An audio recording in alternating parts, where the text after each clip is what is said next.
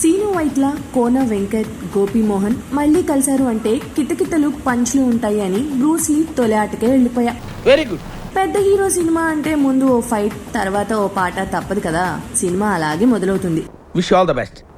Comedy పెద్దగా ఏమీ లేకపోయినా ఫస్ట్ హాఫ్ బానే గడిచిపోతుంది. సెకండ్ హాఫ్ లో బ్రహ్మి, పోసాని, 30 years ఇండస్ట్రీ పృథ్వీ కనిపించగానే కడుపుప్ప కామెడీ ఉంటుంది అనుకుంటే అంత సినిమా ఏం లేదు. పైగా ఏదో స్ట్రీట్ డ్రామాలా సాగుతుంది.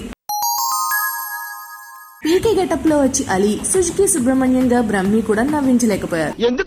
ఏదో చివరాకర్లో కనిపించే చీరు స్పెషల్ అపీరియన్స్ తప్ప సినిమాలో పెద్దగా మెరుపులేం లేవు. చరణ్ చాలా కష్టపడ్డాడు. డాన్స్ లో ఫైట్స్ బాగా చేశాడు. రకుల్ కూడా అందంగా ఉంది. తన పాత్ర తాను చేయగలిగింది చేసింది. కృతి కర్బంద అక్కగా చక్కగా ఉంది. నదియా లాంటి మంచి నటిని సరిగ్గా వాడుకోలేదు. తమన్ ఎప్పటిలానే డప్పు కొట్టుడు కొట్టాడు. 1-2 సాంగ్స్ పర్లేదనిపిస్తాయి. కోన వెంకట్, గోపీమోహన్ డైలాగ్స్ లో ప్రాసలు పంచులు ఉన్నాయి కానీ కామెడీ మిస్ అయింది. సీను వైట్ల ఎందుకో ఓ తరహా సినిమాలే తీయగలడేమో అనిపిస్తుంది ఇది చూస్తూ ఉంటే. పాపం తన చామ్ మిస్ అయ్యాడు అనిపిస్తుంది.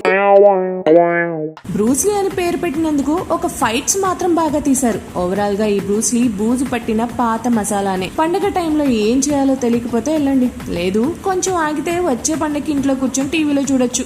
వినపడింది.